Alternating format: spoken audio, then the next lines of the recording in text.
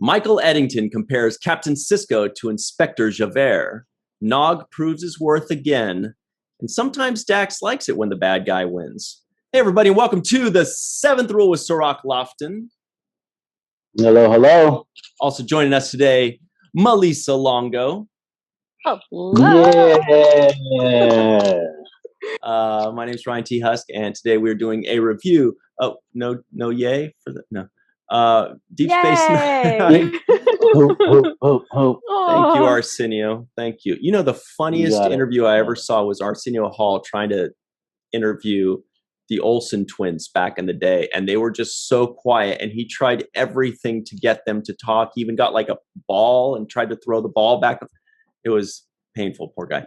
Anyway, doing a review of Deep Space Nine, Season 5, Episode 13, For the Uniform, written by Peter Allen Fields, directed by Victor Lobel. This was February 3rd, 1997. Guys, sit back, relax. It's happy time. It's that happy time of the week where you hang out with your buddies and you talk about Deep Space Nine. How you guys doing? Doing good. Doing good. Victor Lobel, how do you spell that? Yeah, I'd never heard of him. Lobl. So maybe that's like a Scandinavian or Slavic spelling, maybe? Yeah, I see his picture here. I wasn't in this episode. I probably never met them. I'm not sure. I was wondering if you'd ever met him. I don't think so. Because his name, like, I couldn't even, I didn't recognize it. Whoa. I don't know how many episodes he's done. Oh, he's done 4 episodes and 2 of Voyager, 4 of Deep Space Nine, 2 of Voyager, but one of them is In the Pale Moonlight. I know. Did you see Melissa's reaction? That's why when I saw it, I was like, In the Pale Moonlight has the same tone as this episode. Yeah. And I was thinking about In the Pale Moonlight when I was watching this episode because of it. And wouldn't you know, it's because it's the same director. And I would actually add to that, if I'm not mistaken, Peter Allen Fields, who wrote this episode, also wrote In the Pale Moonlight. That would be pretty interesting. Let's find out. Wow. Yep. From what my research has done, that's there's a connection there. So maybe the two of them really have a good chemistry. Cirroc Lofton, ladies and gentlemen. Nice. Columbo, I actually have it on good authority that Columbo calls Cirroc for advice. Yes. Just for clues. He goes, just one more thing, Cirroc. One more thing. But yes, so Peter Allen Fields did write In the Pale Moonlight, as well as Duet, which is another favorite episode of mine. So good. Legend. You know, Blood Oath. But yeah, this episode is awesome. Like right away from the beginning, I was like, "Oh, I'm going to like this episode." And it just kept getting better, right? Yeah. As soon as it started, I was like, "Oh, this is going to be an episode that I love." This isn't one of those Sisko goes into badass mode and starts just really turning it on. And I love it when he has these dilemmas, like these personal dilemmas of trying to solve something. He really goes through the process of working things out in his own way. That's I just think it's magical when you watch it. That's why I was so excited when the episode started the way it did, talking about the Badlands and Michael Eddington. I'm like, oh, here we go. Yes. I'm so happy to hear you say that, because when I was watching it and I was like gleeful about how good it was, and I was thinking like, oh my God, I'm so, every once in a while certain episodes make me think of you specifically, Cirroc, because I'm like, I'm so excited that Cirroc is watching this and gets to really soak up and see why huge Deep Space Nine fans are such fans of the show. You could really see it. And, but then of course there's that one little nagging feeling. Well, what if Cirroc was like, I don't really like Eddington. It's not really that big. And I'd be so hurt. But I'm like, to me, Eddington is a great villain. He has the ability to hero. You mean you mispronounced hero? Yes, in his own head. Yes. Yeah, in his own head. Yeah, but he's also like. What's really good about him is that, and I think with all great villains, there has to be something that makes you see it their way, or something a little bit, something that you like about them. There has to be one element of them that you're like, I kind of see where he's coming from, like to a certain degree, I believe. Yes. There's that one element of humanity inside of them. That's when you have a really great villain. You're like, okay, well, maybe doing it for a right cause. Maybe, maybe there's some real validity to what he's saying. I mean, the guys that are just pure evil and, they know how to play it, but it doesn't have that kind of layered context to it, like the way Eddington does. I think the fact that we had grown with him throughout the season and we loved watching, I just always kind of was suspicious of Eddington. I always told you that. I'm like, I'm suspicious of this guy. You're like, who is this? Right. Who is this librarian? Yeah. What's he doing? Yeah. Yeah, and I didn't have many scenes with him, so I'm like, who is this guy? Like, why is he around so much? And what's he doing around here? He's got to have some kind of motive. So seeing that all play out, and now watching him go kind of really be one step ahead of Sisko for the majority of this episode, and kind of outsmart the whole DS9. It's like, wow, he had all this plan in motion a long time ago. He was programming the ship. He was doing all this sabotaging from years, like from the beginning when we saw him. So I really, right away, I was like, oh, this is going to be a great episode. I'm so excited. So, and it lived up to my expectations. So Melissa's almost done writing something down, which tells us she has something very important that she didn't want to forget to say. Or it's just like, don't forget to pay rent. She's writing down on. Oh, that's the one. That's the one. Don't forget to pay rent. No, I was just looking up the actor who played Eddington, and just to make sure that I got his name right. And I think he did a wonderful job as Eddington, because What's his name? Ken Marshall. Yeah, Ken Marshall. But I've disliked Eddington from the beginning. Yeah. It's like, Eddington. It's like when I watch the X-Files and Krychek comes on the scene, and I'm like, Krychek. But that's good because, I'm just like, yeah, put you in the face. But I'm a pacifist. But a pacifist. Pacifist. But no, what makes him so good is that he truly believes in his heart of hearts that he is the hero of this story, and he's the only one who can rescue these people who are now refugees, and he's really earnest in what he's doing, although the way he goes about it is quite questionable. I mean, very questionable. So yeah. Speaking of that, and maybe we should have saved this for later, but did you guys notice another actor that we have actually interviewed during Virtual Trek Con? In this episode? The captain of the Malinche. Mm-hmm. Eric Pierpoint. Oh, yeah. I didn't even recognize. Jeez. Yeah, Eric Pierpoint of Alien Nation.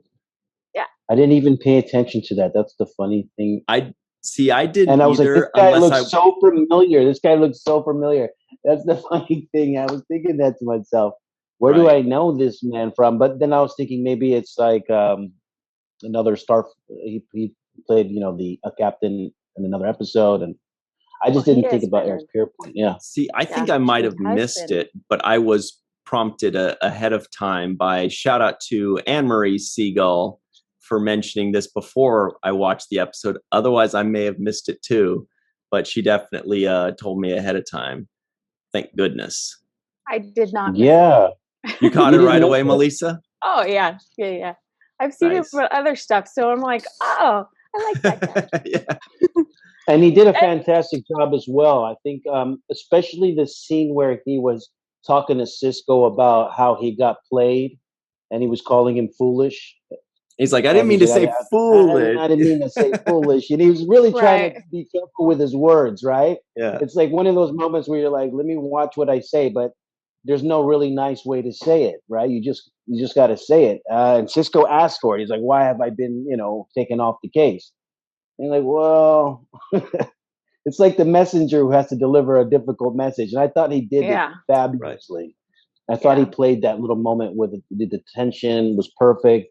The really kind of, I'm on your side. I really like you, and I really support you, but orders are orders, and I got to do what I got to do. I felt all of that layered in his performance.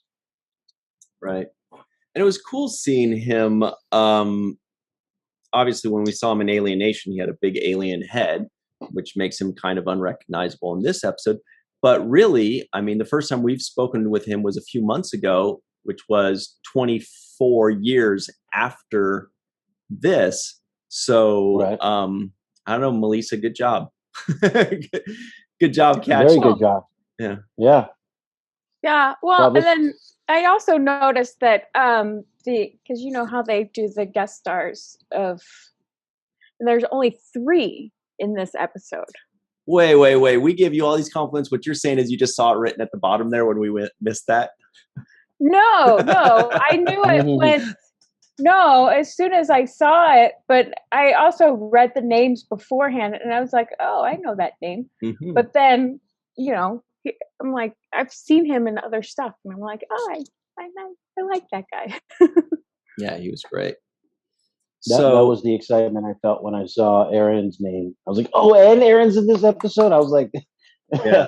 I was like, oh, because, the opening scene is Sisko, and then they cut away to the credits. And so I'm like, during the credits, I'm thinking, oh, this is going to be a great episode. This is one of those kind of episodes where who knows what's going to happen. Yeah. Eddington, I love the Eddington storyline, kind of, I just want him to get, I want to get the shaft that he's been delivering out to everybody else. So it's just time for him to get it. Yeah. And I'm like, Sisko's on the case, he'll get it. So it was really a good start. And then Aron Eisenberg comes up, and I'm like, oh, and he's in this episode too. So it just got better and better. Yeah.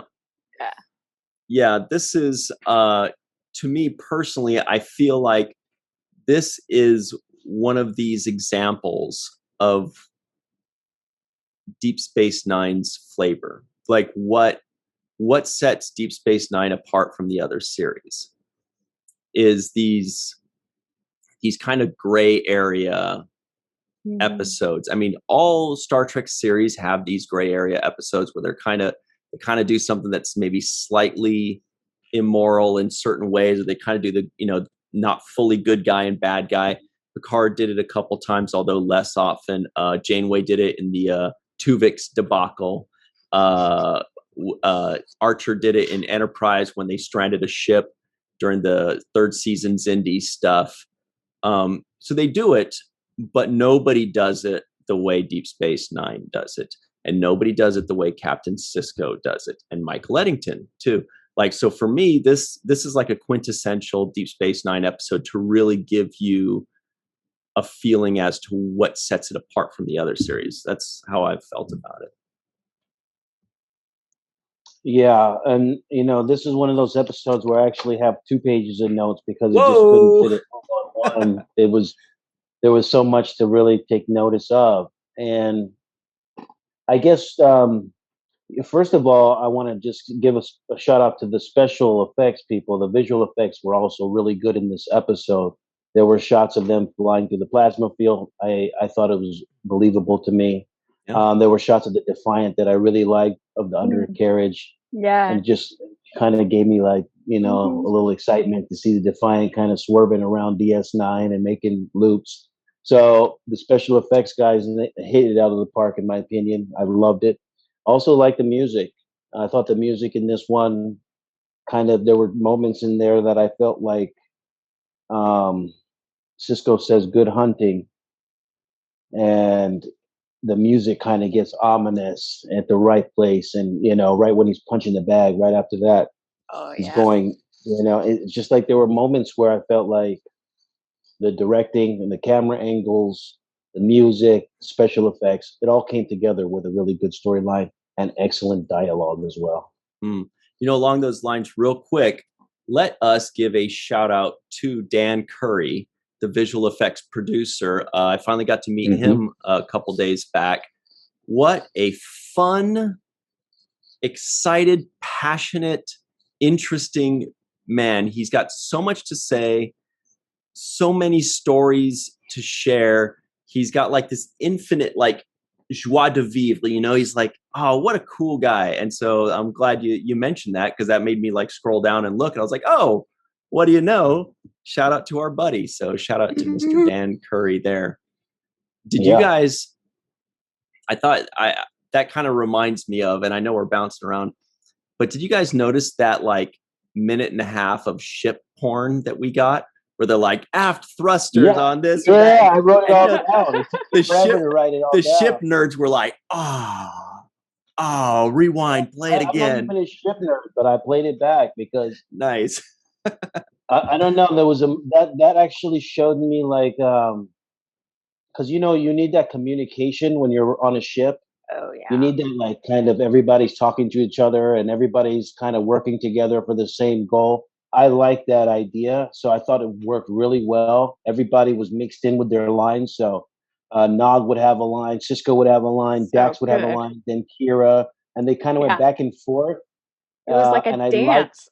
It was like a dance of just of technical stuff, but it just made me feel like, oh, this is a real Starfleet crew. Like they know this is why they went to school. This is what they know. It's not just like they're not just showing up and just making it up. They actually know this kind of stuff, and that's when you see it like on display. Like I stand by to increase deuterium injection rate. It started with Miles, right?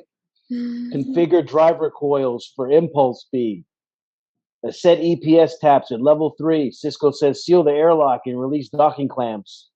Kira's like close the exterior hatches, depressure the airlock, detach umbilicals, clear all moorings. I'm like, I don't know what they're talking about, umbilicals and moorings. I'm like, there's an umbilical cord? Yeah. But I loved it. Actually, I took the time to write them all down because I love that language there, and it made it feel so real to me, and it made it feel like, oh wow, here goes the adventure. Like this is it. This was an adventure. Yeah, more big kudos to Peter Allen Fields there for sure. Melissa, did you rewind it and watch it twice? I watched this episode a couple of times and had to stop and rewind. And the undercarriage of the Defiant, I rewound that to look at that because that was pretty cool. Yeah. I was like, whoa, whoa. And I had to rewind it to look at Sisko's boots. How cool are those boots? I was like, wow, those are sharp. But there's a lot of good moments where I had to pause, and I took a lot of notes too. Lots and lots. Whoa. Yeah. Wow. So, oh my God. Yeah. That's a lot of thumb typing. Yeah. Well, I was focused. But and it inspired me to do some research outside of, why did they come up with certain names and for things. And I learned stuff too. So that's great. I always love that. Was the research that you did, was it on the ingredients for the biological weapon that they made? Was it that? No, I didn't get to that, but I did write it down to see if it was really a nerve agent. But but I did some research on the name the Malinche. Cool. Okay. Malinche, which is really fascinating that they named the starship, the Federation ship, the Malinche when it's commonly symbolizes treachery and betrayal in the Mexican language or in the Mexican culture.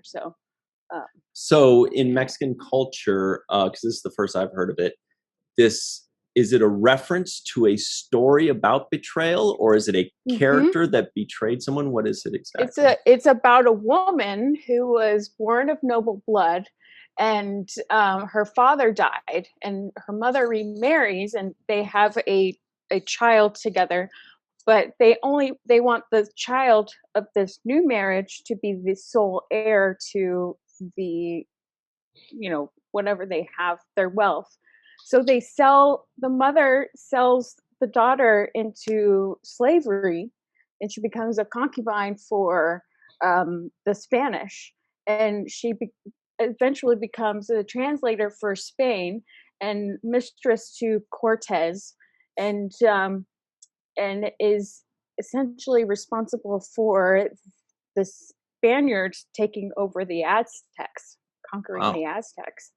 So her name is still synonymous with treason and treachery and betrayal in Mexico. So she's like the Judas kind of character. Yeah. Wow. Yeah.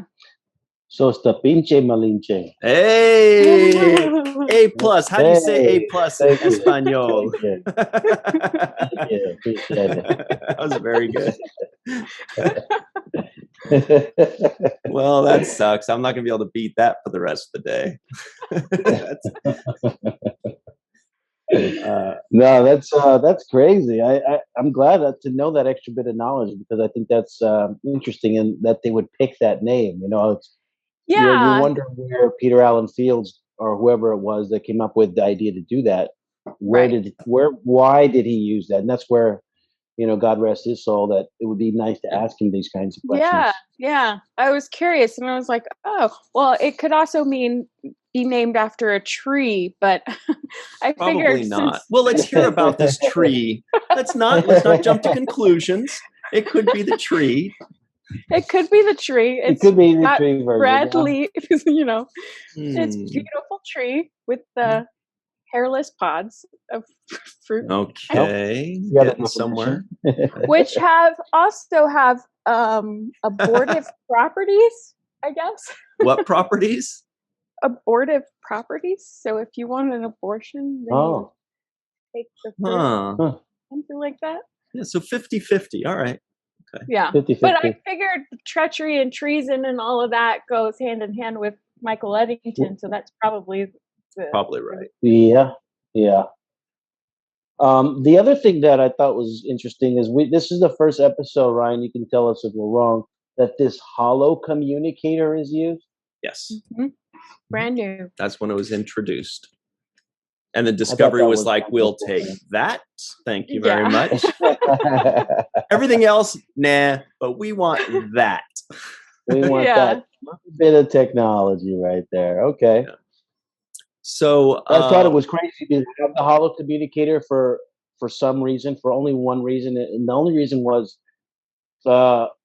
it feels like your enemy can actually be in your presence, right? So they can gauge certain amounts of information that you wouldn't want them to necessarily know, right? So they could look at the screens and the monitors and know where your trajectory is or what your speed is, or whatever they can gauge by looking around.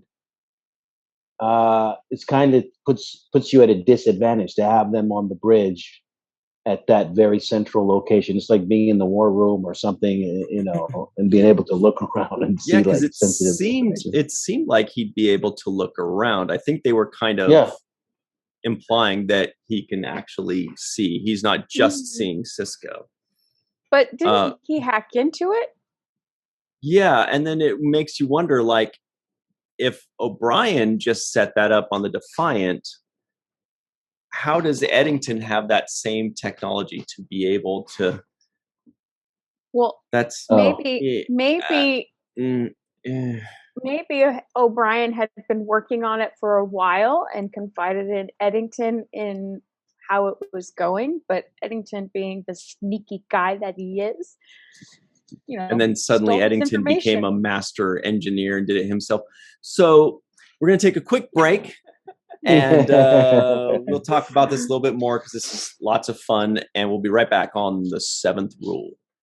Hey, everybody. Season 3 of Star Trek Discovery is now on Blu-ray, DVD, and limited edition Steelbook.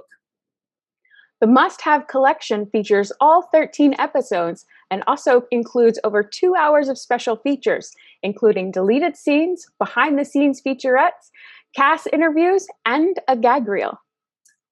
Own Star Trek Discovery Season 3 on Blu-ray and DVD now from CBS and Paramount Home Entertainment.